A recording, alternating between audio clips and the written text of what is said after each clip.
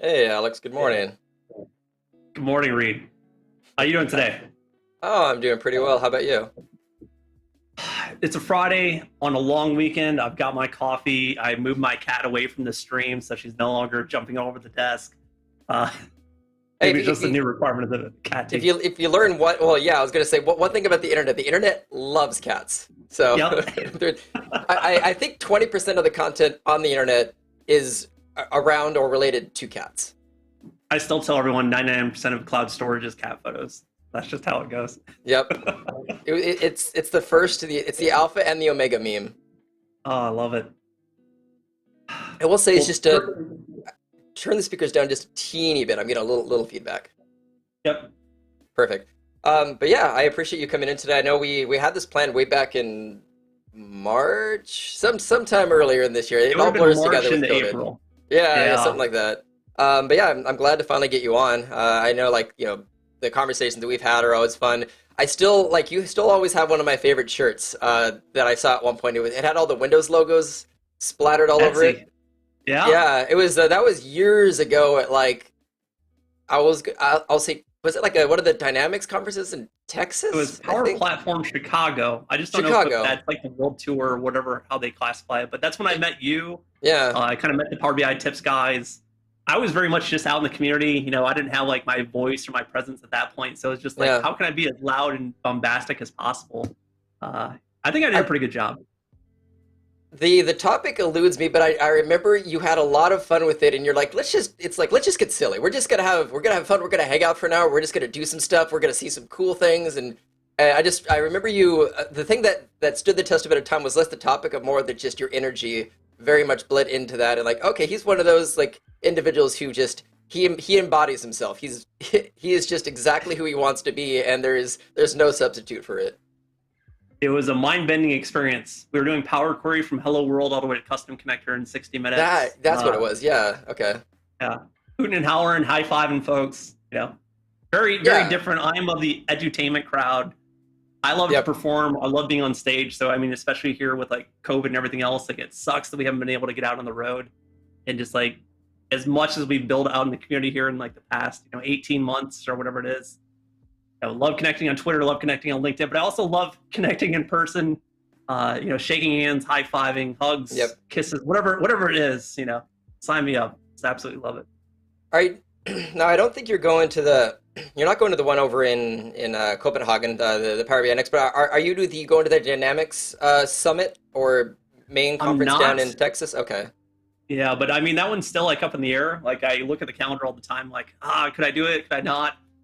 Concern obviously still kind of being the COVID area is just like, hey, travel, what are the restrictions, kind of the event. Hope it's just safe. But love to do it, just Exactly. not cry in the books. Hopefully, if Adam's in the audience right now, hopefully he's not. I don't think that far away from it. So hopefully he'll be He's able going to to attend. the Europe. He's going over there. But he won't even be in Dallas in that time. Uh, he's not going to Europe for the Power BI Next conference, though, is he? Whatever's around that time period, maybe it's data mines, I think, with Benny. Oh yeah, that's the one in October. I Yep. ended up having basically having a gigantic trip. I'm starting at the Power BI Next conference in Copenhagen. Having a long stay over in Europe because my birthday is on the 11th, and then I'm presenting on the 14th in Texas. So I'm flying through Texas and home. But basically, I love my that. business trip is centered around two conferences, and then in between is a nice vacation. I'm envious, Reed. I miss travel. I mean, I have missed travel. This is my first time to do it in to any large extent for a while. And I'm mostly going to be working, but it'll be fun. I don't want to digress too much into like I'm Yep. sure we can just hang out and talk about a lot of stuff. But for people tuning in, like the thing that I've been wanting to talk to Alex for a while about is just kind of I found that a lot of our report comes from just our conversations and just talking about things that are going on in the industry, going on with Power BI. So this will kind of be a mixture of just discussing topics and features, current, future trends, everything in between. You've heard him mention briefly that he's on the cat team. So Alex has been with Microsoft for a while now. He's part of the Power BI cat team, and I can let you elaborate on that a little bit as well. Yeah. So newer to the Power BI Cat team, just as of April, surrounded, by the experts. And I'll tell you right now, not all the experts know everything. So, I mean, that'll be a big topic for us today. It's like we're all learning at this Oh yeah. pace and volume of new releases all the time. So I absolutely love kind of seeing that firsthand, letting me know, hey, you can like let out that deep sigh. You know, you don't have to be the expert at everything. Exactly. In terms of my role, senior program manager, aligned very closely with the data integrations team. So obviously Power Query, working with a lot of our large strategic customers and kind of our customers abroad, wherever they may be. So that's where a lot of my time and focus is now. Just how do we make things better? You know, what things or obstacles are kind of preventing you from really using Power BI at its highest levels? Things that I'm really excited we're going to talk about today. We'll talk about the spectrum as well. You know, it's just going to be a large topic for me of like, oh, you know, what has been released, what is coming up. Find your happy spot in the middle here. Just, you know, a lot of mental health, a lot of things that have kind of been going on for all of us. Like, hey, deep sighs, take that breath. It's okay. You don't have to know everything. You don't have to keep up with the latest, greatest all the time. But we'll kind of get into that topic. Reed, I'll pass that back over. Well, yeah, and honestly, the people that I've come to trust the most, and I think one of the hardest things for any expert, or whether or not they're self-proclaimed or people consider them to be that, is learning how to say I don't know. You know, and like I remember when I was, because I've taught for quite a few years now at a couple colleges and of course video courses and trainings and everything, and the first few times I did that, I felt like very obligated to, anytime I got asked a question, I would have to know an answer to that, and then you start to like stumble through your words and try to like find some way to give an answer that sounds intelligent, and it ends up just coming out like, you know, verbal runoff. And at some point I just learned, like, yeah, I think I even got it was an advice from some other instructor, because I was trying to figure out ways to improve, and just simply say, you know, like, I don't know that, but I will find out and get back to you. And you know, just end it there. And I think it builds trust, because people will know that you will only give an answer when you actually know the answer. But it's hard, because you know, it feels, at least for me, like an obligation, like you have to know everything, you know? It's or tough. used to be, yeah. It's tough. Well, let's jump over to my screen. I love that you had kind of talked when we first met. So Yeah. I really want to look back at our history together, Reed. Just like let's talk about Power BI. There's no greater thing than, you know what? Let's just talk about this volume and velocity of features that are never ending. You know, let's look back at December 2019 when we were able to start customizing our current themes. You know, these new DAX functions, these new visualizations. Do you remember that month, Reed? Do you remember how excited we were for December 2019? I'm looking at the KPI visual formatting settings. So yeah, they're like, every month is Christmas, you know, with new stuff coming out. So, the customized theme was something that I really liked. The that was when the UI came out, right? The UI editor. Yeah, that's like, okay. I just remember, like, it's getting there. It's not quite to the Power BI tips theme generator level, but it's still like, this is really nice. I don't have to go and edit my JSON script now. I can use a tool to do this. So, I mean, you know what? We had December. It was so great. We were learning so much. But then January and February came around. Reed, my God, do you remember when that hierarchy slicer landed, that new DAX functions first and last, kind of non-blank values? Do you remember that month and just, how we felt in January and February 2020? The funny is, like, see this pattern, right? Like, yeah, all of my memories are just what it was like. I did a video on that. Yep, I did a video on that. Did a video on that. Oh, all right. So, as you can see, I mean, month after month, just new things being released. We're talking about all this stuff that we're just trying to retain all of the time. You know, especially as we're like trying to build our expertise, whatever it may be. You know, if I look into kind of here. My goodness, there's so many more. You know, I was looking for the PBIDS. Oh, there we go. New file format in April, May of 2020, PBIDS. How many people are still talking about PBIDS file formats today, Reed? I'll acknowledge I really haven't used it myself, so. Yeah. It's just like all these things that like we don't get the time to like go and play around with. Yeah. It's a full-time job just keeping up with new features and you know, additions to the platform. So I'll have you monitoring the chat, but please, if you have questions or if you're feeling it, we'd love to hear those comments. June 2020, July, August, September, New things, new things, new things. This is all just kind of scraped from the Power BI blog for each of those months. October into November, December, January, February. This list is never ending, Reed. March, April, May, June. I can't even fit all of June 2021 on one page. I had to use the next page. June was such a large month for us. July, August.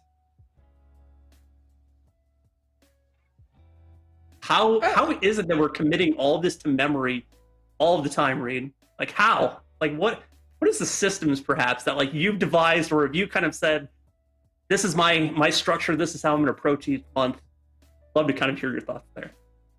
Oh, I mean, I queue up things that I should read, but honestly, for the most part, at least for me, my buckets per month go into two things. What is a feature that's quick that I can tweet about? What is a feature that I should probably do a video on? And both of those help keep me in track. But even then, I'm probably only covering 60% of the stuff, and there's still occasionally things that I miss. But I do my due diligence and try to read through that. I will recommend for people who are trying to keep up on blogs and stuff. I think it's called Readly. There's a few, and Pocket. Like there's a few websites that allow you to curate lists and have them automatically emailed to you. I actually have everything popped into my Trello. I use Trello for management, and all of the blogs that are important go into I should know the words for all these, the columns basically. It pops a card in for every blog that I have. So I have a curated list of basically 2 read items. And then about once a week or so, I have a 4-hour block of me time dedicated on Fridays to do a video, read it, catch up on blogs. But it's time for me to catch up on everything. Because if you just think, oh yeah, I'll find some time at some point, but you never schedule time for yourself to do that, you'll probably never have the time to do it. There is a lot of, I think, good practices behind scheduling time to have like personal development time sometime in your week. Dedication, blocking the calendar, and just saying, hey, I'm going to go play for a little bit. Exactly. Ideally, you can kind of work with your boss, your manager, whatever else it may be, or if you're kind of consultant or self-employed, just finding that little slice of time where you can say, hey, I want to go play with this thing. I want to go catch up on it. But really, I want to kind of show here, especially looking back at our history, it's like we were retaining so much information, and then the speed and velocity at which it's being released, it is just incredible to think about where we are and where we started. I did have one person just comment that at the end, if it's possible to get a copy of these slides, that would be great. Yeah, happy to. Perfect.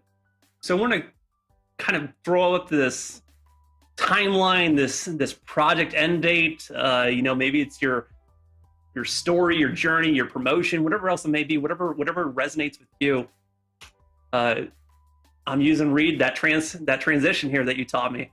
I'm just getting us to the middle here. So when we think about all of these updates, the past and then also what's kind of coming up in the future, where we started and just how much of this we've taken on, we've learned, our journey just completely, not to be overwhelmed with everything that we still have to go learn, everything that we still want to go master. Reed, for me, I started in Excel. I love thinking about the first time that was at my cubicle. I just got done reading Ken Pull's M is for Data Monkey.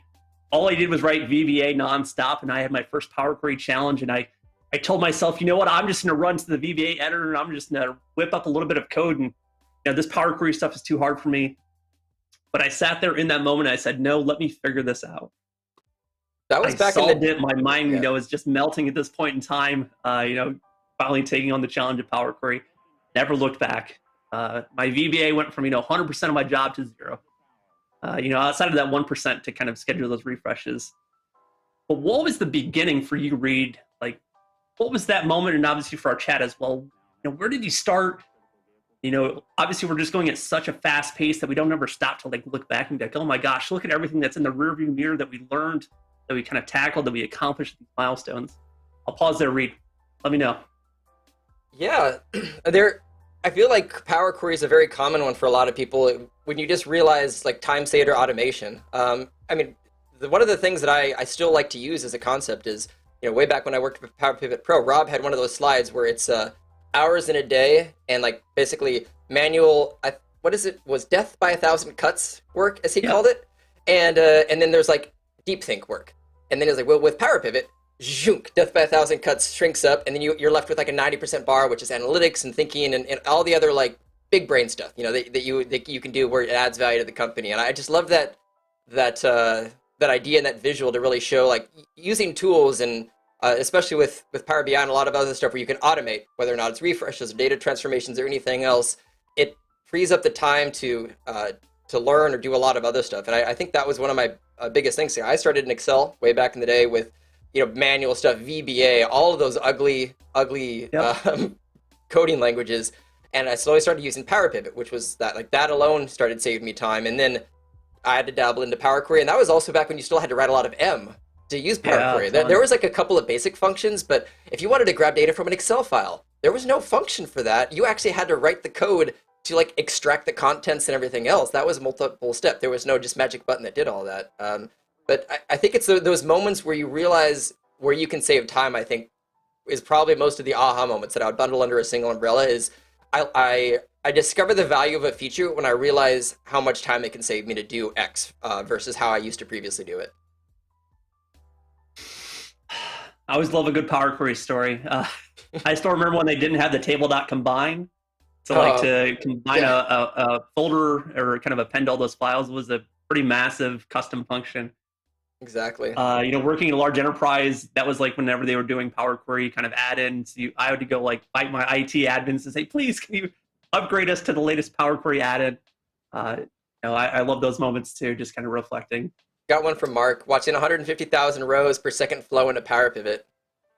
Whew, I love that. It reminds me just of the time back in the day with so and I haven't used this for years because I haven't really built like that many Power Pivot reports. But there's a button where all the cell formulas normally automatically calculate everything you do something. Usually everything recalculates on the page for you. And there's a way to pause calculations because you have so many references and everything that each time you make a change, it's like 30 seconds to make everything load. And you used to have to basically pause the workbook as you developed and then unpause it just because it would run like molasses. And that was with probably thousands of rows of data, not 150. So going from like Excel even to that kind of stuff, it's a huge transition of exponential growth and performance. Love it. All right, so let's talk about this timeline. Let's put it in the perspective of how much we've learned. Like I said, we just started in December 2019. All these features that were just being released. I want to go back at least a little bit and say here were some of the ones that you may have missed that I think are just so exciting that I think are going to be huge in the future. And then we'll also talk about just hey, we're in the middle. Be very comfortable that you've gotten here. Like once again, look back at where you started. Don't feel overwhelmed about what you still want to accomplish, but I'm going to show you some of the defense stuff that I think is so cool, in kind of that pro dev space. But with that, let me go and jump over here. Just the disclaimer, things are getting so much easier in Power BI, but then things are still getting so much more complicated every day. So let's focus on the easy stuff first. I always think that at the end of the day, as much as we can make easy as possible, I mean, those are those life-saving moments. So I'm going to start out with one of my favorites here, if you don't mind, jumping into the OG here, Excel, our home tab, the Analyze Data button. This is the original quick create, give me analytics, AI-generated insights. I thought that this would change the world, Reed, but just unfortunately, I didn't see it happen. I don't know what happened. I thought my manager would use this all the time. In my old roles, just unfortunately, they didn't want to hit the button. They wanted me to prepare the report. So where could I use this type of technology, or where do I think that this could be helpful in the future, kind of within the context of kind of Power BI? And they have similar. There's the Yeah, analyze the difference. In the a lot of the visuals. If you have like a basic measure in there and there's a delta, it can help to, or no, it's called explain the difference. That's right. And then it shows you the various little visuals and charts. And at least I know in that, like, because it was still considered to be in beta for so long, and a lot of like 8 out of 10 of the insights would kind of just be noise, and then every once in a while I would have an epiphany. So I think people just got tired of, from my conversation with clients, is they just got tired of having to scroll through a lot of nonsense to try to find the insights from that. well, all the noise, having to scroll, having to do these things. My absolute favorite feature I feel like not enough people are talking about, especially getting out into, I always think about, I've taught my mom how to use Power Query. I've taught her how to do these cool things. What is the one thing that I want my mom to kind of go learn? For me, if she was to receive a CSV or, an Excel document in an Outlook email, how cool would it be for her to just copy and paste that into Power BI and get insights? Create, paste, or manually enter data. I'm going to talk about at least one of my frustrating points here. Use first row as headers. We're going to promote our first row up into our column names. I'm going to see if this still works or if it's going to be an issue. So let's do quick create demo. How to create report. Oh, it still did it. Let's see. If it classifies it correctly, Reed, I'm going to be so happy here on the stream. If it just brings it all in as text, though, I'm going to cry.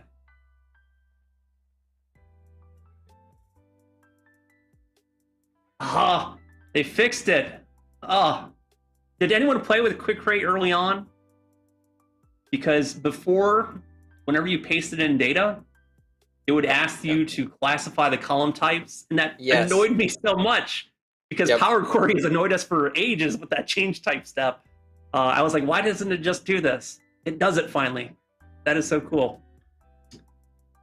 I love it as a quick way to play around it and to kind of see the power of Power BI, because it allows you to just log in. You don't need desktop. You can just plug your data in, and then you can.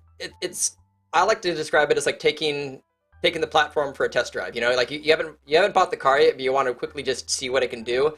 I think it's a great way to get to see value coming from this, and the power that you can do with just hopefully a clean set of data plugged into a report. I want to scale back, Reed. I want to talk about this report specifically. Okay. You look at it.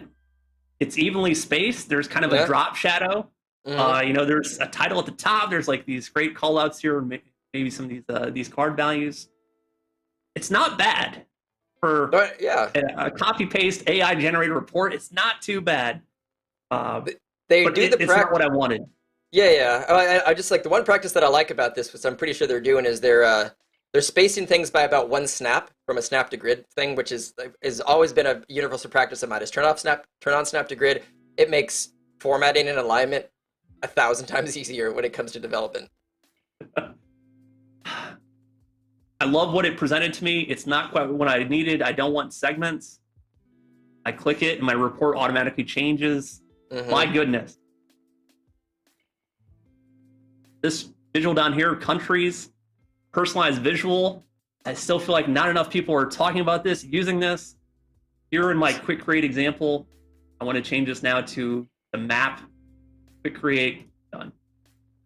So what's your opinion on that? Like, I love the idea of personalized visuals, but I would also say is that, like, historically there's a level of like a report built by the developer. Usually there's rounds of client conversations and everything to figure out what are the business requirements, what visuals and reports and design and features need to be implemented to support those requirements. And usually by the time the report's done, you slice and dice, but normally there's the right visuals and configurations and drill throughs and everything to kind of mostly be fully baked in and just ready to go. And I've had a couple of clients who are interested in that, but most of the time, the people who would want to do something like customize the visual are usually there's like a Venn diagram. They're the same people who normally I'm just going to use Analyze in Excel and just dump the data in there and just analyze it that way. I don't really need to analyze by visual. I just want to play around with the data. So I've not actually seen that many people wanting in the real world, outside of it's an amazing feature, really want to use that from a user perspective. Like what's been your experience with it? I mean, if you're thinking of like lazy load situations where it's like a very complex visual, where if it was a simpler one like a column chart, mm-hmm. A bar chart, whatever else it may be, where you can teach them to say, hey, if you really want to customize this, here's the personalized visual, create your own bookmark, and kind of go to town. It's good ways to kind of gain a little bit of performance on the front end, so that way when people are landing on the report, it's snappy. But if they want to go create their own customized kind of experience, some people like lines, some people like columns, some people like bars. We just provide the buffet of options. Well, exactly. But I love that it's flexibility. Another cool feature here, just at the very top, show data table. They like their big flat tables. It's in the click of a button. It's done. report is dynamically generated, drop shadows, it's changing, it's evolving based on our selections. I think that this is so neat. Once again, I want this in Outlook. I want this in Excel where I get an email and I just give me a quick create. Like, I don't want to build a model. I don't want to do these things. Just something quick, something dirty. Absolutely love it for that reason. I got a question from Johnny. Yeah. For the customized visuals, yeah, exactly. This honestly just shows how that I haven't used it that much with clients, but I know that was a requested feature at one point, is the ability to customize what visuals you can customize the visual to, and I can't remember. Is that a feature now? Nothing yet. I mean, it's still kind of the default selection. Yeah, but I know it's I think that's an idea, is to be able to choose, basically remove some of the visuals from that selection. Per visual, you can like say, for this one, you can change it between these 3 or these 5, like reducing that. So it's a conversation happening, but hasn't been implemented yet.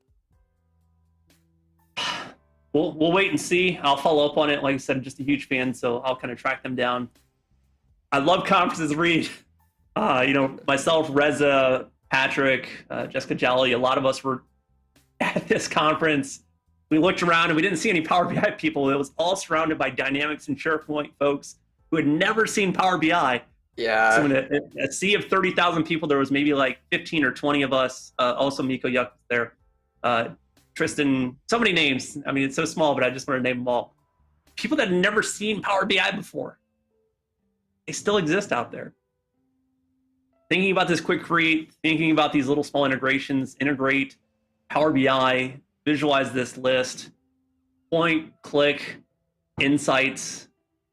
My goodness. AI generated reports. This is the stuff that I get excited about.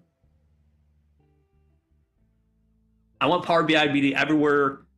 It's these little point, click, find analytics moments. How do we get more of these where people can get further down the road as soon as possible?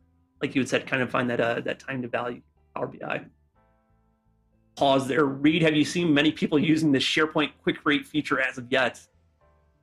It's one of those things that I've seen quite a bit in demos and other stuff, but not too many people in the, I'd say, in the customer community. I think with a lot of this stuff, just going back to the product features that we list, without individuals who, like myself or others, who are kind of helping to continue to educate them on new stuff coming out, most clients are, and especially probably the people developing, aren't necessarily keeping up to date with a lot of that stuff. So I try as hard as I can every time I see a cool new feature. Some of my key clients, I'll usually send them like every month or two a little like bulleted list of things that you should consider checking out that might be useful, and I curate that per client because they're all different. But I'm essentially the person who educates them on what they should start looking towards. Adam just dropped you a little note too. He wants to appreciate the energy that you bring to Power BI. So with this, if you're running internal user groups, this is the fun kind of stuff where you can get those whiz-bang moments from those business users who are out there like, oh, this is cool. I don't have to come to you every time that I want to kind of an update. I can just go play around quickly. It's not a big investment, 5 or 10 minutes, a few clicks. They maybe got a fun report. They hit save. They kind of move on with their day. Hopefully they kind of got an answer. Want to move in though, it's not always about kind of those point and click moments. Kind of jumping over to Azure. I'd asked about kind of this PBIDS file format. I just don't see a lot of people talking about it. So out in Azure SQL database here in this example, Power BI, we click on this option here now, visualize your SQL data in Power BI, press the Get Started option. So this is more of our pro devs. Go PBIDS here. We'll talk about maybe one of those moments here where it's, oh gosh, like why couldn't we just have, one more click, one more step? But this is connecting to that Azure SQL database. It's entering the server address, database address, it's doing all of the things. It's now going to prompt me with the Power Query window. So this is point and click. I'm now in Power BI. I love these moments, Reed, where it's wherever I'm at, Power BI is always just that point and click away, with my data. I'm going to create a few connections here, see what selected tables come through. All right, I don't feel too bad with that. Load data, transform data. I'm gonna press it, but I don't feel good about it, Reed.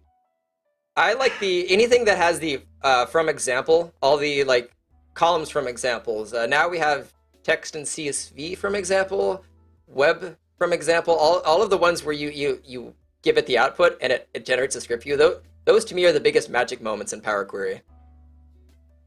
What do you see in the bottom right there? Direct query.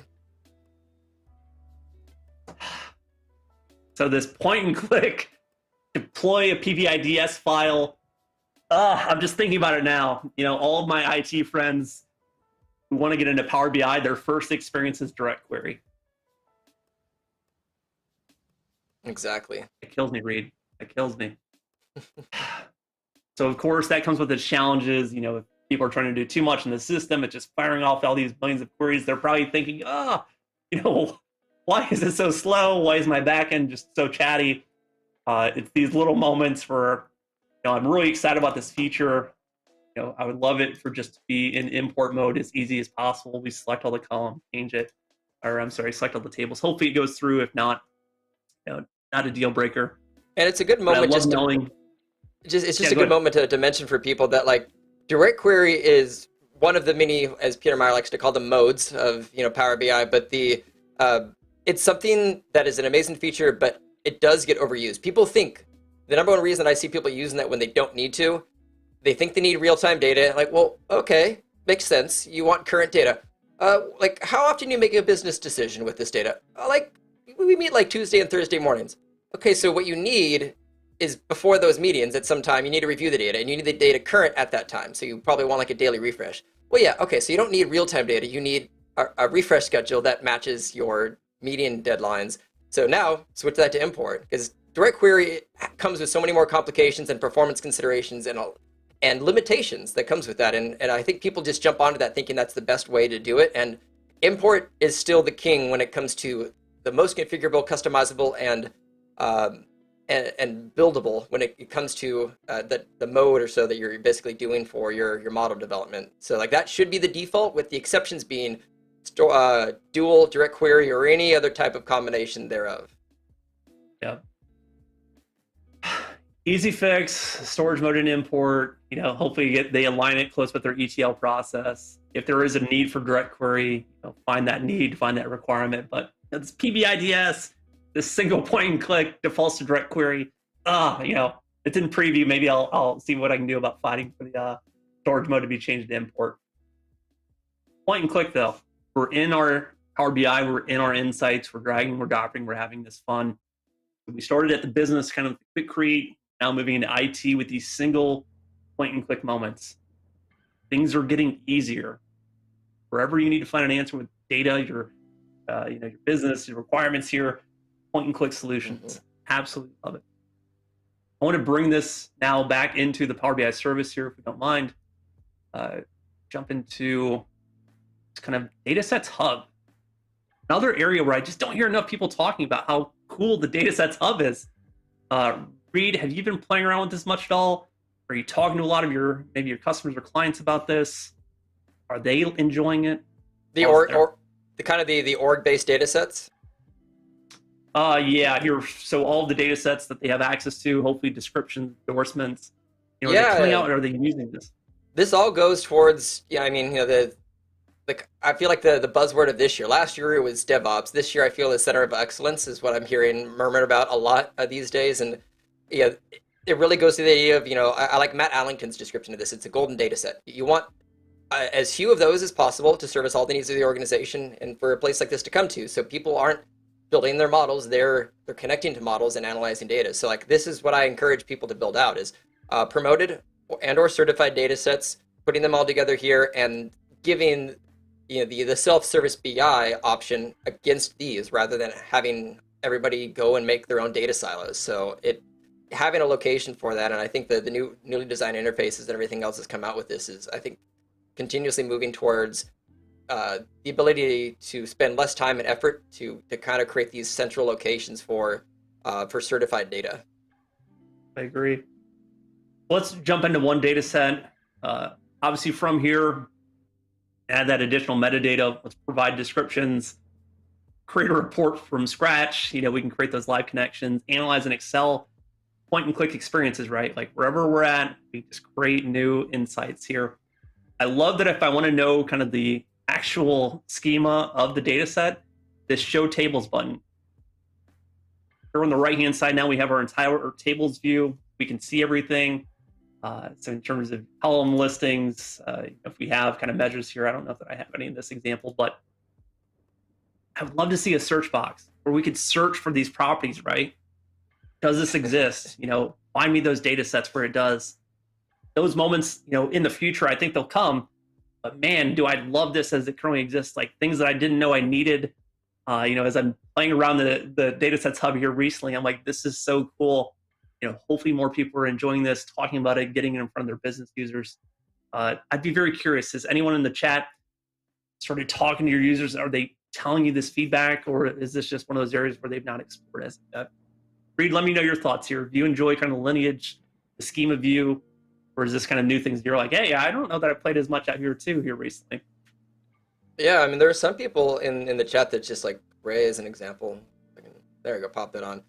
It's just saying this is so much nicer than the old SSA model, publishing models and models in SQL for self-service BI. So this landing page and just organization across all of these with lineage and everything, I think really just makes it easier to find stuff. A search, an Omni search would be nice at some point to be able to look across all of that. But this is a huge step, I think, in creating a consolidated single site to access everything needed. And I don't know if you're ever going to get to goals, but the stuff that they've added in the last 12 months has been phenomenal. Yeah, I don't have any goals created, but I'll wait until that's a little bit further down the road on the GA because I'm still learning as much as I can about goals. I think it's so cool, but I'm just not an expert in that area yet. Create a report, create from scratch. We can get up and running. But Reed, you are the biz whiz. I had to come here and I had to figure out something where I'm like, I hope that Reed knows about this. I hope Reed is out here championing this. Templates for our data set. Let me jump over here. Fine. I'm going to do kind of our wide world importers again. What do you call them? Scrims, or you call them kind of template files? What are those called for all your visual folders? There's actual like Power BI templates, that PBIT files that I've certainly created for clients that allows you to plug and play data in.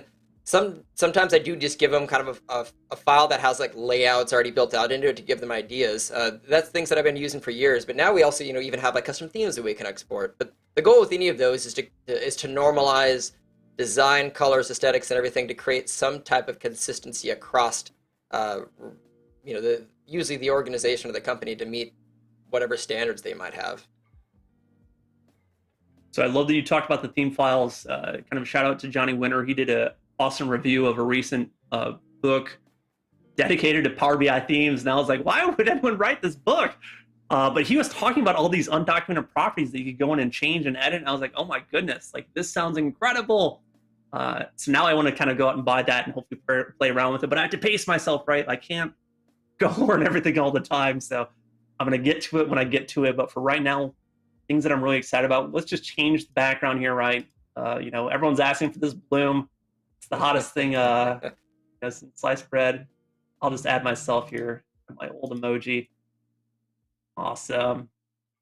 Old icon alert. Old icon alert. I love that your tattoo is even on that little dude. They did such an incredible job, didn't they? Yeah. All right, so let me go ahead and save this, and then we're going to re-upload this back now to kind of the service. Come on. Around here somewhere. Go. Awesome. So let's jump back into just kind of this workspace. I'm going to kind of upload it over this original data set. To upload file.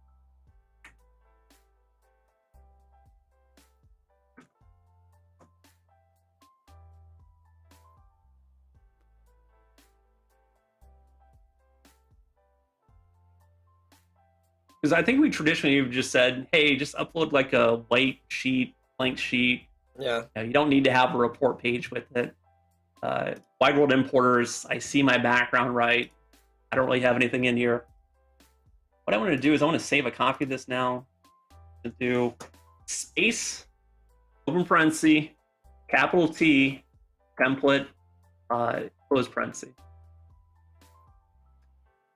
Great demo, save. Awesome. So I've got a report live connected right to my data set. I've got my background. I've got my fun little emoji. If I jump back into our datasets hub, wide world importers, create a report from a template.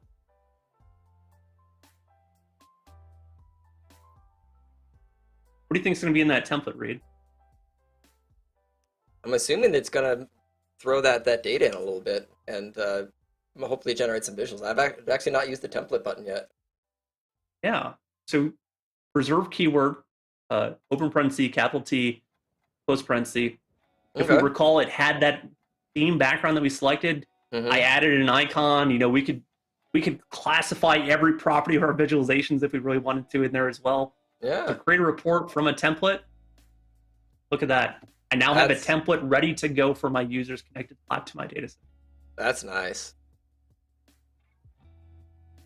So let's pause there. Let's let that breathe a little bit.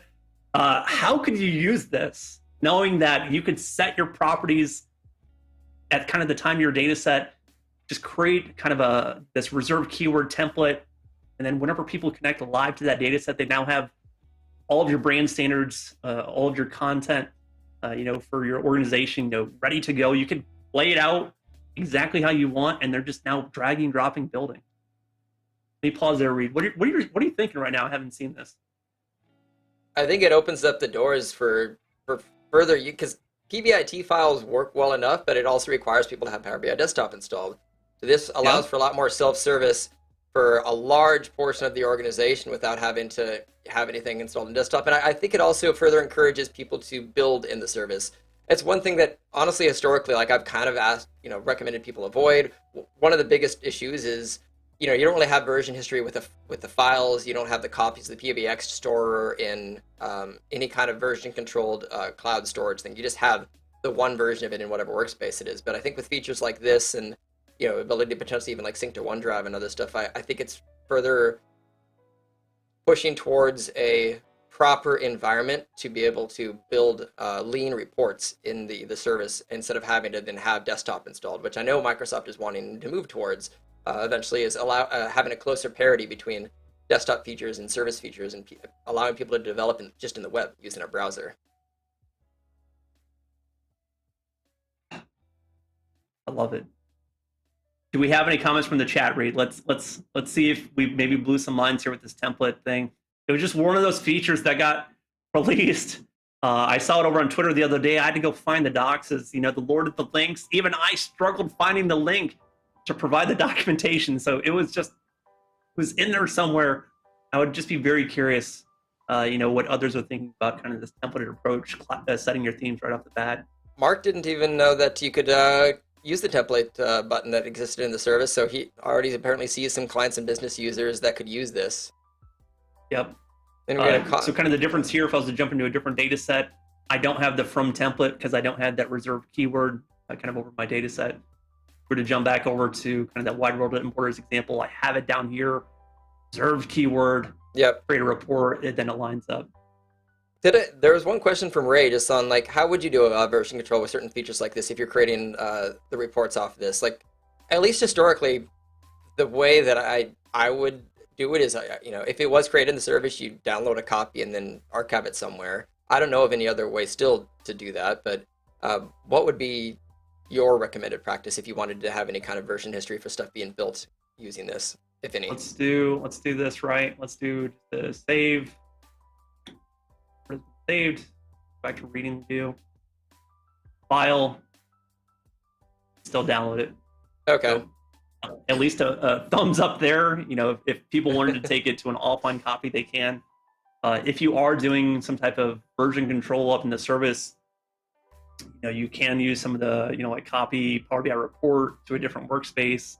I think there's some kind of third-party tools where they can download all of your content to kind of local, I think, Power BI. I don't remember the name of them right now, but those options exist. There may be some REST APIs, uh, things like this where it's not, affecting necessarily your golden data set. What is it that you're trying to accomplish? Is it an IT protection?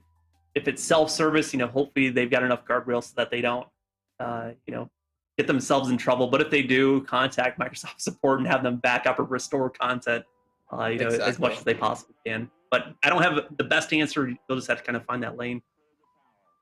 I had a couple quick questions that Awesome. are up here. I mean, we've talked about building reports, and I know we already know we both know the answer to this, but can you build a model in this service? And like that is not something that can be done today. Yep, not today.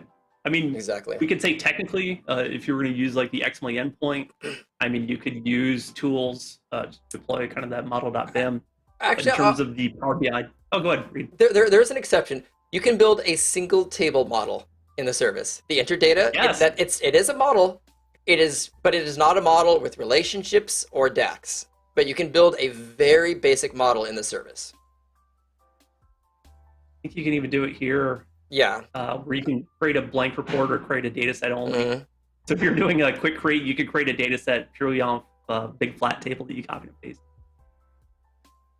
And I had one other I'll let question it related. slide, but I don't know if Yeah, I'm yeah. recommend it. Well, and like calling it model is a very loose use of the term. It's you're really just putting data in there because to me a model has usually more than one table. It has relationships, it has stacks, but it is technically a very basic Vertipack model that is in there. There was one question from Thomas on I think again just going back to creating these and I'm going to think no, but would any of the stuff created there, is it possible to like use those with deployment pipelines? I would actually What are you think thinking there? potentially, yeah, because Yeah, I would if you think, yeah. if you add that to the workspace and that workspace is premium capacity and that workspace is part of a deployment pipeline, then whatever you created in workspace A should still be able to have a deployment pipeline move it to workspace B because it's still creating an artifact in there, which is a Yep. report, and that report should still be able to be moved between them. The issue more comes with version control, but yeah, it should totally work with deployment pipelines as long as it's part of one of the 2 to 3 workspaces that's part of the actual pipeline itself. Yeah, I would agree. I would see no reason why this wouldn't just seamlessly work with deployment pipelines kind of day one. Yep. All right, so let's think about our spectrum again. Let's think about that middle, all of these features, just where we're at now, where we started. So much more to still learn. I'm just going to talk about kicking the door down. Premium per user, the way that it has unlocked so many capabilities for so many people who want to do more robust things. Kind of moving past the clicky, draggy, droppy. If you want to start using the XML endpoint, paginated goals, deployment pipelines. I love the fact that that barrier for entry has been lowered extremely. This is my own personal tenant. I'm paying for premium per user because I think it's such a great value and that I just want to use it myself. So with this, I want to talk about some of the robust tools that now exist. Day one, hopefully, this is not a premium requirement, but Tabular editor, external tools, now general availability. If you don't have Tabular editor, please, it's such a lifesaver. I couldn't recommend it anymore. But with this, you can do editing of your model. You can do more robust operations. One of my favorites here that I got a chance to copy and paste the other day, couldn't find it, was this gentleman formatting all DAX measures at once. I love that Reed already wrote this. He already created a video. I copied, I pasted this, and I formatted all of my DAX measures at once. Reed, you started in Excel like you told me earlier. Now you're writing C#. Like, what brought you to this point? So C# is exactly like VBA for me. I write just enough of it to do the things that I need to do with it. The only VBA I've ever learned has been for the macros that I've needed to write for clients. The only C# that I've ever learned has been just to use basic functions in Tabular Editor. And honestly, like I don't remember any of them. I have a OneNote folder that just I have a table that has a description, and there's just a ton of copy-paste code that I've archived. And of course, Tabular Editor has the little repository, but I dabble in it. But this one and my other favorite one is the for for live models that you're constantly having people self-service off of, I like taking the measure code, putting it in the description. So that way when you hover over it, you can see the formula. And that's really useful to, to be able to at least kind of see the workings like, oh, so this is actually this calculation with these three filters. So it gives some context. Those are my two favorite like pocket C# code things you can use in Tabular Editor. I love it. You started one place, here you are on this other end. Like you said, you're not becoming the C# expert, you're getting enough to get by. And that's fine. I absolutely love that. Daniel has an incredible amount of scripts over here in terms of kind of the Tabular object documentation. Some of the items that I'm always most excited about, if I can find my Tabular editor, those advanced scripting. You go to samples, you can save a lot of these within your custom actions. So I saved reads, format all measures. I've got the best practice analyzer, one of the absolute best here. If you haven't already downloaded it just from the Power BI blog, it'll review your model, it'll give you optimizations. So this is kind of that next level. Where can we make those improvements? Where can we reduce our time spent going line by line? Having this type of automation now available for those pro devs, it's just such an incredible thing to start thinking about here on the deeper end of kind of Power BI.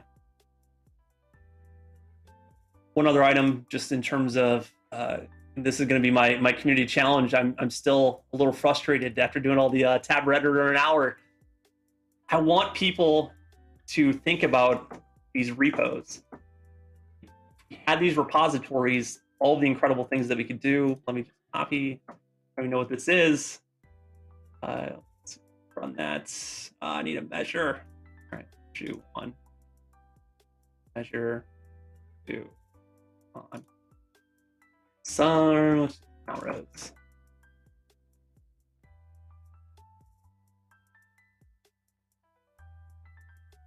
Count of days. Not important. Not important. I'm just trying to show the whiz bang here of Tabular editor. Samples, custom actions, time intelligence, calendar. So.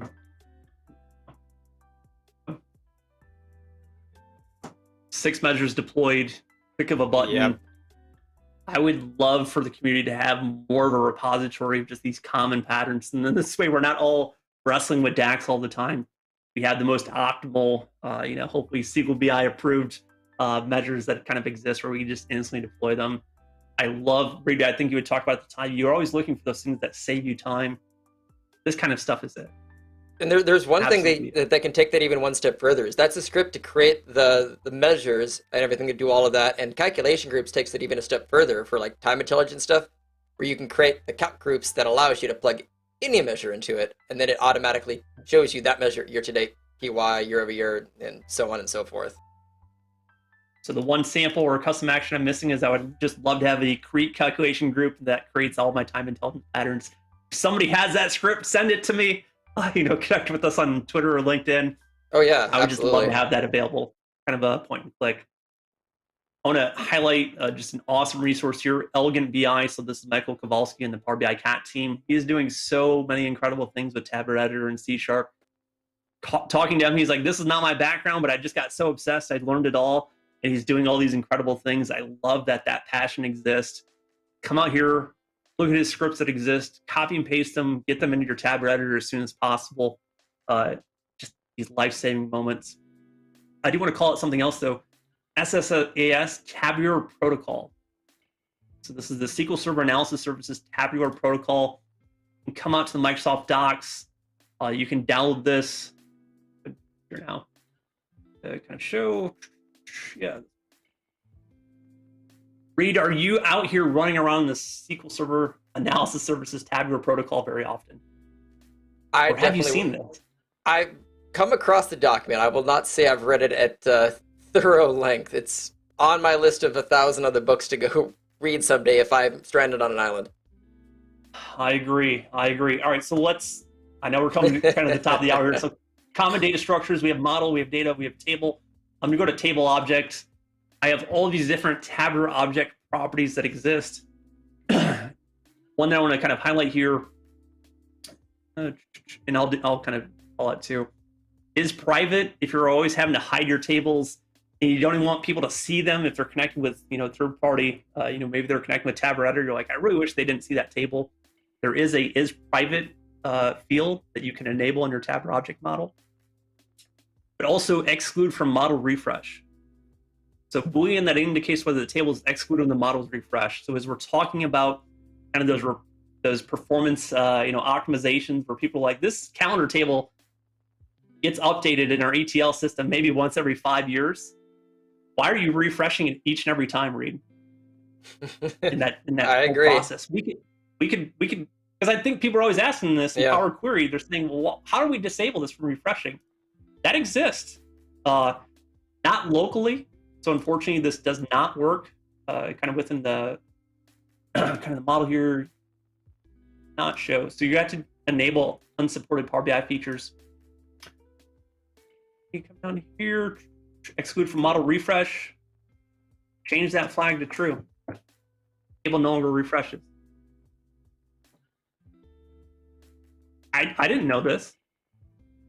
I know you have that option in the query editor where you can disable, as part of the standard refresh as well. It still refreshes. Does it? It just disables loading to the model, yeah. Oh, okay. So this, I actually did not know that. So this completely disables even querying the DB for it. Yeah, so in this example, the employees table, ideally we did our first processing to kind of bring it into the model. After that, maybe it's a calendar table that we say, well, this thing isn't getting updated for the next 10 years. If you want to disable it, exclude from model refresh. If you don't want to show it in, other systems, mark it as private. What are all these other metadata properties that I've never played around with, I know nothing about? SSAS Tabular protocol. Here's the specifications. Here's the deep end of the pool. This is where I'm starting to play around with in a little bit. But these are the things that are now unlocked to us, kind of with the tools. Just want to make the important call out, though. This does not work with your local PBIX file. It has to be against the XML endpoint in the model published service. Kind of making that distinction for folks. Reed, where are we at? Time check. Keep me honest. We're doing pretty good. I'm just responding to a couple questions, and Adam's doing a great job of just helping drop in some links and everything else in there. So thank you for that, Adam. Awesome. Just to that model refresh, though, I thought there was two different options in the Power Query Editor, because there is one that says disable load to model. Those are used for staging queries, but below that, there is also an option of don't refresh as well, which should it still loads it, including report refresh. If you disable that, it doesn't refresh it every time. So if you only need to refresh it like once every 4 years, if you actually uncheck it there, that it will stay cached basically in the model, and it will never refresh again unless you refresh it manually. That's cool. I would have to test it out then, because I would be very curious with the kind of services property. Yeah, because I've been using that one for years, where like essentially is if you load a 10-year calendar table that's coming from the database, load it once, whatever data it has, and then just disable it. Because for the most part, like you're never going to need the data again unless you manage to get 10 more years in the future or something like that. The one nice thing, it would be great if there was a way to click that and actually say how often you should refresh. So like every 6 months to refresh this. I'm hoping that someday magically that becomes a feature without having to use like Power Automate or something else. But I've definitely utilized that for what's it called? Slow changing versus fast changing dimensions. Yes, and slow changing can benefit from disabling that. Awesome. Well, Reed, you're teaching me something. I don't know everything. I love it though. Little items, little nuances, introduced all the time. Like you said, it's probably been here for years. I just never play around with it enough. Let me jump over here, then kind of to the last bit. Perfect. Power Query, absolutely love it. Things that are always getting easier. Azure Data Factory, now called Power Query as opposed to Ringling Data Flows. For those who have not played around with this, kind of on that point and click pattern, I have my data sets. I have, kind of in this example, some databases that exist. I'll connect out to the wife's sister events for her concerts.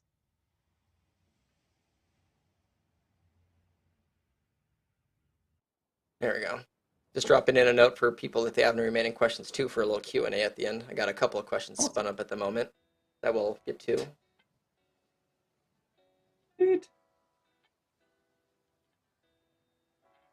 Whenever you give it the running, what are the warnings?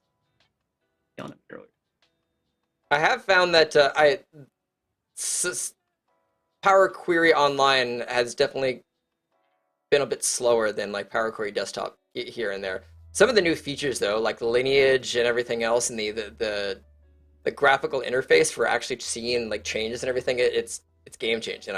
And I'm looking forward to that eventually coming to Power BI Desktop.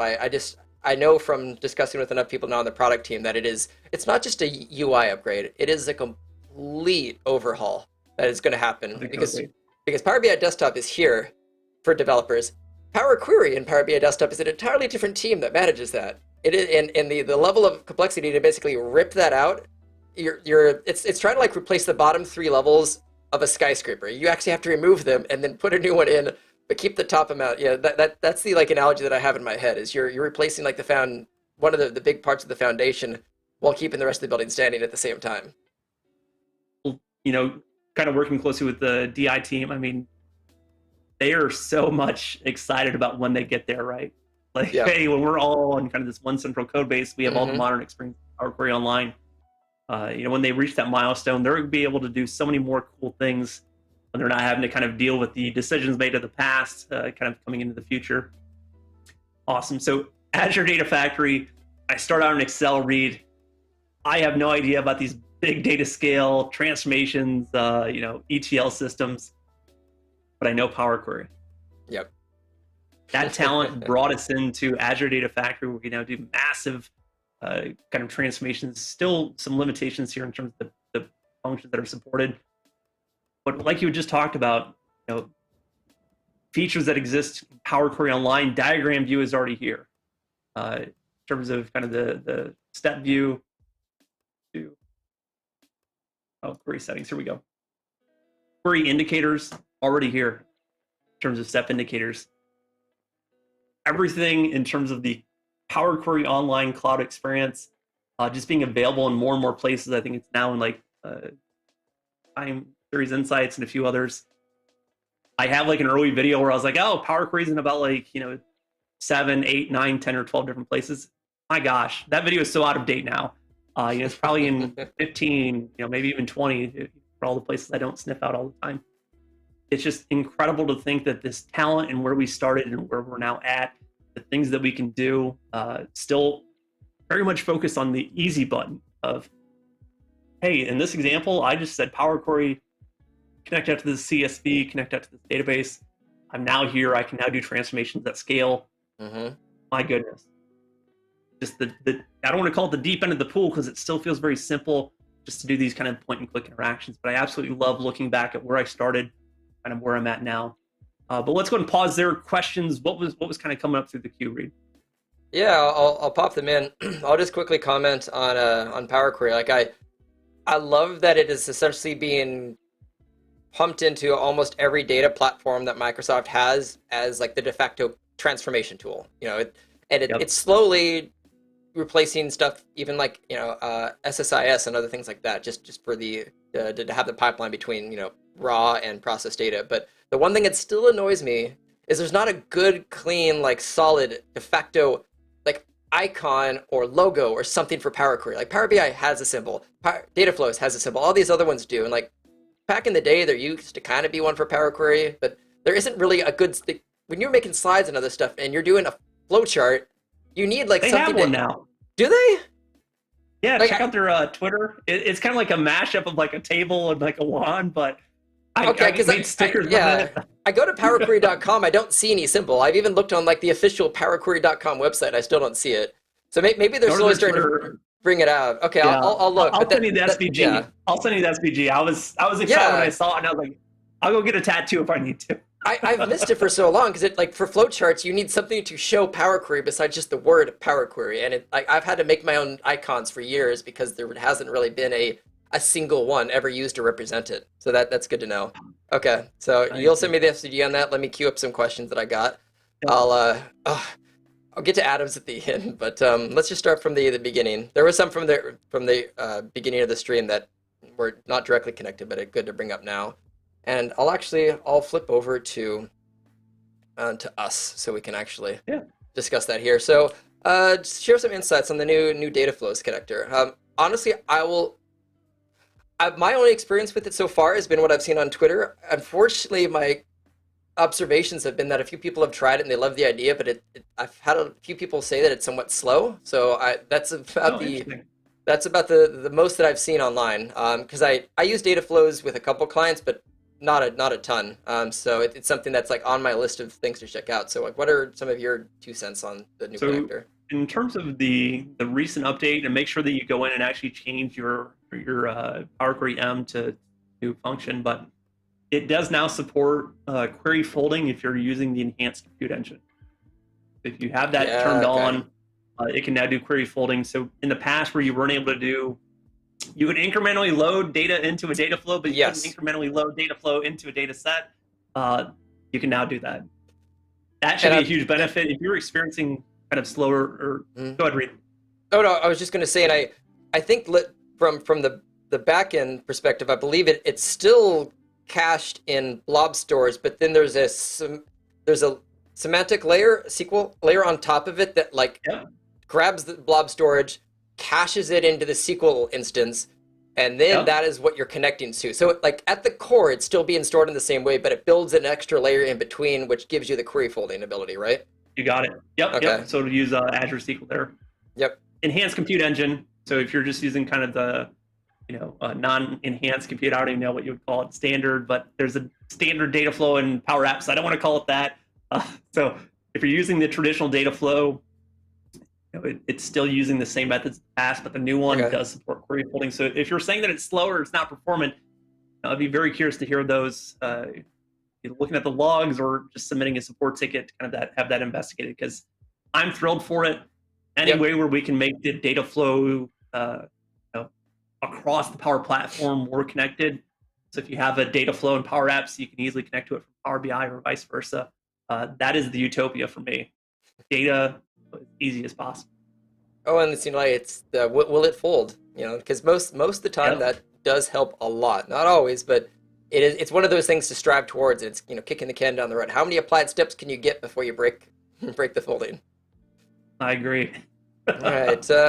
Thomas had a question directly just for you. Have you read the Star Schema: The Complete Reference? I'm assuming that's a book. Are you? He's about to whip it out.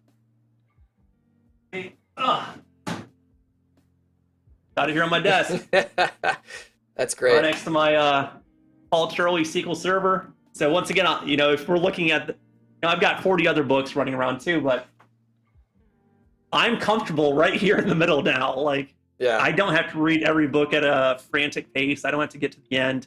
I can kind of take my time. At least on the Star Schema, I'm enjoying it.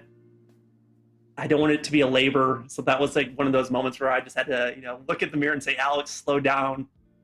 You're fine where you're at. There's still a lot more to learn, but be comfortable. I have one question for you. Just reading some of these comments. What is one? If I was to add one book to my reading list, what's one book that you would recommend that I should read? And I'll give you mine in a second if you haven't, but you probably have. Technical, or what are they thinking there?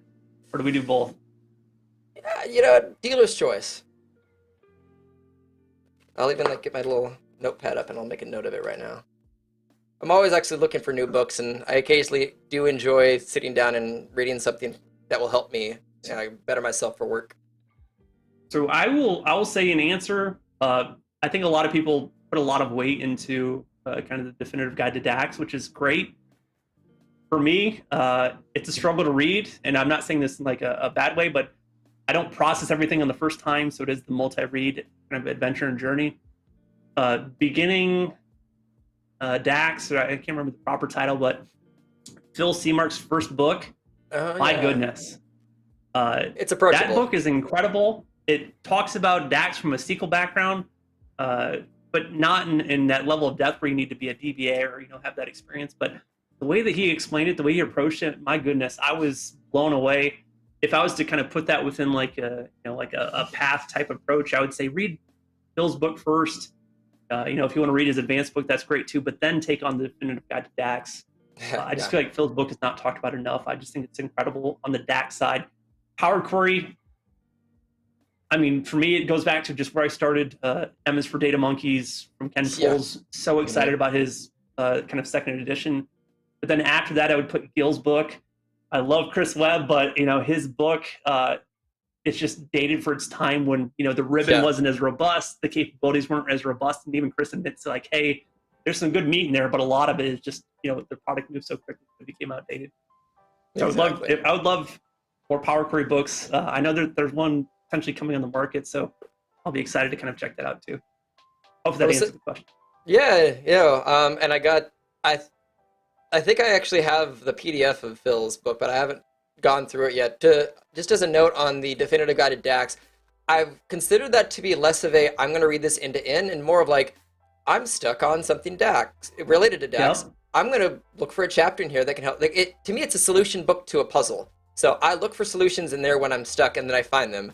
But I understand it a lot better when I have a problem that needs to be solved by a chapter in there. If I'm just reading it abstractly and oh, maybe I'll remember that someday, and then I'll have to come back to it anyways because I'll completely forget about it. And until I can apply anything from that book, most things from that book, it doesn't stick. So I have found it just much better just to have as a resource to check back in on.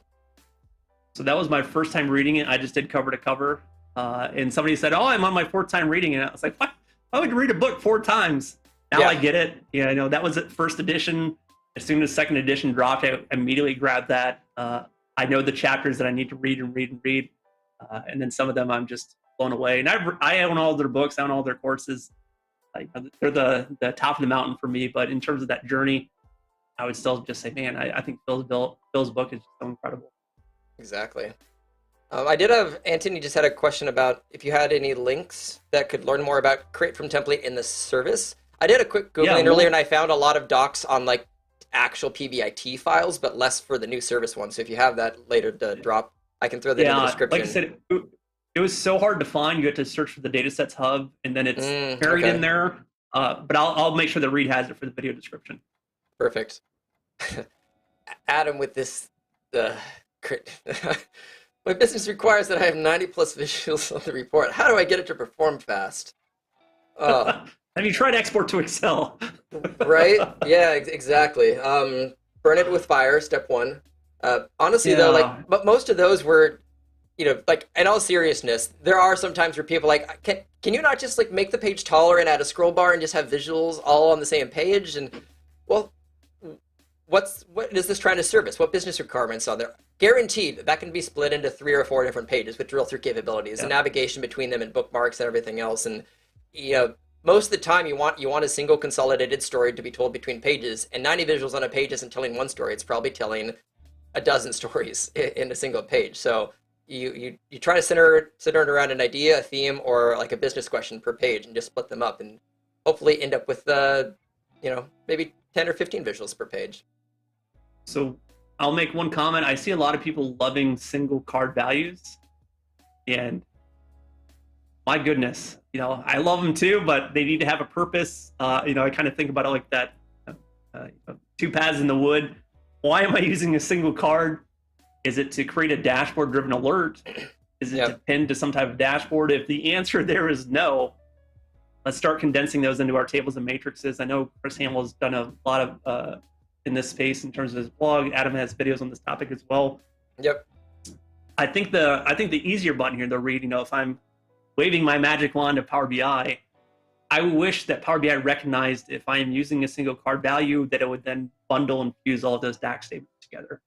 I don't think that it should be on the end user to know, hey, 90 visuals is going to be a problem. I think it should be on the Power BI side to say, hey, they're using 90 of these types. We could, condense these into just kind of one DAX statement in terms of against the engine.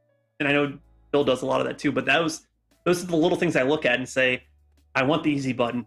I want things to be easier for Yeah. folks. So that would be my approach there. Yeah, I mean, and you have a few solutions for that. I know.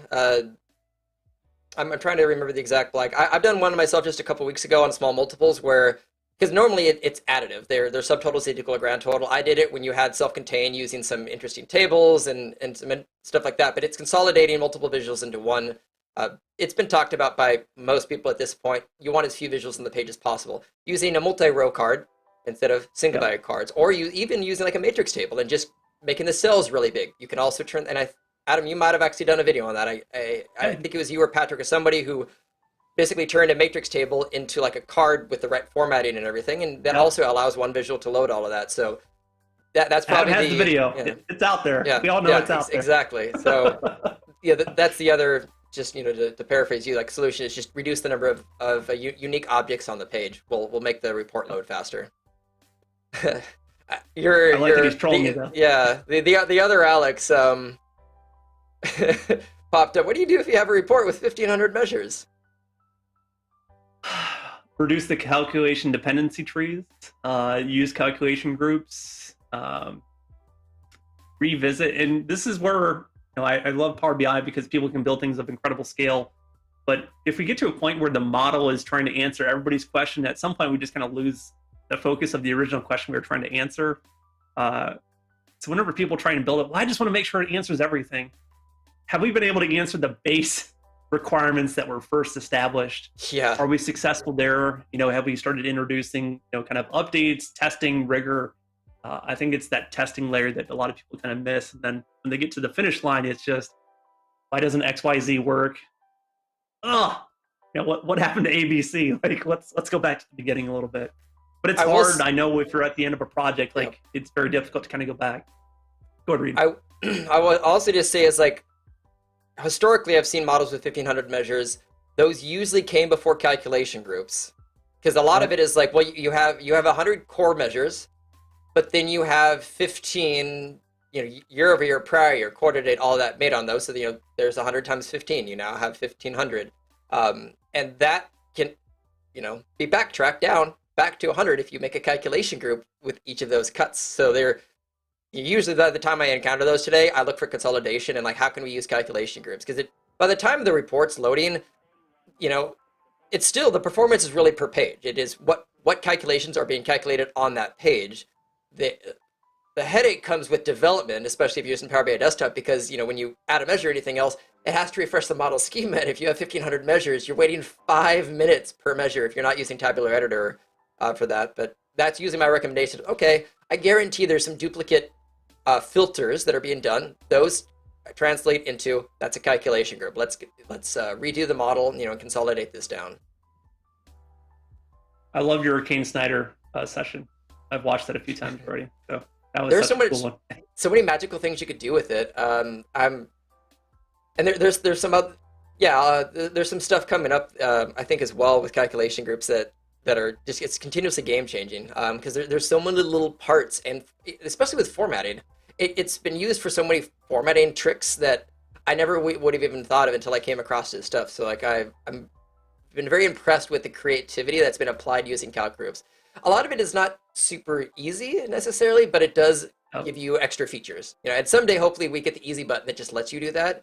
One that he does, which is the line charts with the little labels at the end, that's really nice, but it requires a lot of effort. So things like that, just a nice little easy button someday would be great.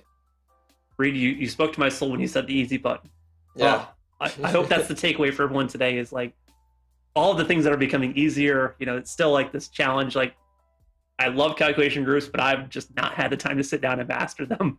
So I'm just kind of waiting, like, hey, what's coming out there, hopefully in terms of community content or just learning or in product, to kind of make my life a little bit easier there. But loved it. Exactly. I think we got pretty much all the questions taken care of. Otherwise, it's been a very active chat, which has been really fun. Those are always my favorite ones, where it's just you get to hang out with a bunch of fun people and they're all just enjoying the conversations that are happening. Oh yeah, cool. My book, by the way, for you, that I was going to recommend is, you may have already read it, but it's Solid Outline and Hatched. It's basically the IBCS book. It's an International Business Communication Standard. It's a standardization of visualizations that the approach to this was, with a lot of other stuff, like with music, there are notes. It's universally understood that this note means this thing. Why is there not a thing for visuals where a color, a symbol, a shape, or a pattern always means this thing? And that's essentially what they tried to master on that. I love that book. Like there's very often I can't make a visual like to that standard, but aiming towards it, I think, really helps to make visuals, as they change, more easily understood when they follow certain patterns and behaviors. So I've not seen that book. I'll definitely have to pick it up. one book that I do own, kind of Stephen Few's Dashboard Designs. Mm-hmm. I started it, and it's telling me all these great practices, and it tells me all these great things. And then I go out to the stakeholder, and they go, throw all that away. So it was just kind of having to have it in my mind. You know what? At the end of the day, it's find something with value. But I love that you had talked about kind of indicators, icons, whatever else it may be. Because especially with people like visual impairments, like I don't want a red thing, I don't want a green thing. I want these icons, where I want these things that like mean something to people that may have kind of these impairments. So I absolutely love that you had kind of talked about that, brought that up. Really excited to kind of check that out and hopefully learn a few tips myself. Yeah, Adam dropped the link in there, so I'll paste that to you here in a little bit once we're done with the stream. Cool. Anything else you want to say to anybody before we wrap up for the day? Enjoy your long weekend. It doesn't have to be in front of a computer. Take time off. Yeah. Hang out with friends. Hang out with family. As we saw in kind of the December 2019 through August, there's just so much out there. Pace yourself. Pace yourself. Pace yourself. That is the best advice I can possibly give to people. And this is talking to myself too. Like I've had the nights and weekends where I'm just in front of the computer, in front of the book, trying to learn, trying to cram it all in. It ain't gonna happen. Take care of your mental health. There's just still a lot more to come. Yeah, I like what you said is the give time for mental health, and I'll actually just give a small bit of context for that. Like that's something that I working for yourself, every hour you work technically can be something either towards business development or build time. So I would, if I wasn't going out with a friend or anything, I could watch TV, but I could just work longer tonight. Why not? It's more money, and then you burn out, and like, oh, there's actually a lot of value to having self-care, taking a break, going on a walk, reading a book. So I resonate with that a lot. The first couple of years running my own business after working for somebody, where it's easy to stop working at 5 because I'm not getting paid anymore. I'm not going to work extra hours for this company. But when you work for yourself, it's a lot harder. And it took me a year or two to, I think, catch on to the idea that self-care is actually pretty important. So enjoying your weekends, to summarize that is a very important thing. Just go have fun and, occasionally take a break from a screen. And Johnny's awesome. Like, on the flip end, he's just going to blatantly spend it in front of a computer.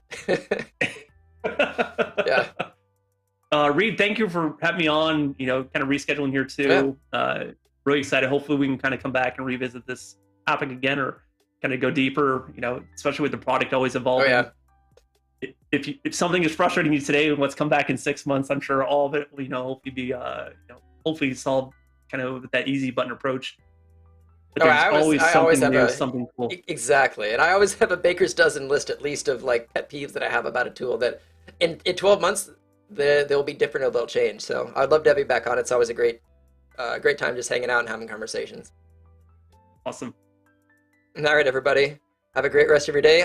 And I just as a heads up, I have 2 live streams left next week. I'm doing one with Used on Monday because unfortunately we had the kerfuffle with the internet going out at my place last Friday. So we'll have that one. We'll have Johnny Winter, who's actually in the chat right now. We'll have Gray Skull doing one on Friday. And then I'll be in Europe for about 4 weeks. So no live streams while I'm over in Europe, but I will have my recorded videos still going up. I'm actually trying to find time to get all of those recorded in advance, but I have like 3 left I have to make. But otherwise, have a great weekend.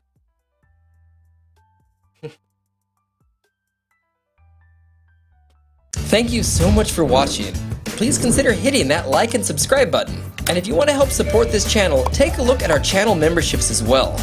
And last but not least, please consider sharing this video on social media to help pass on this awesome content and to help the channel grow. So until next time.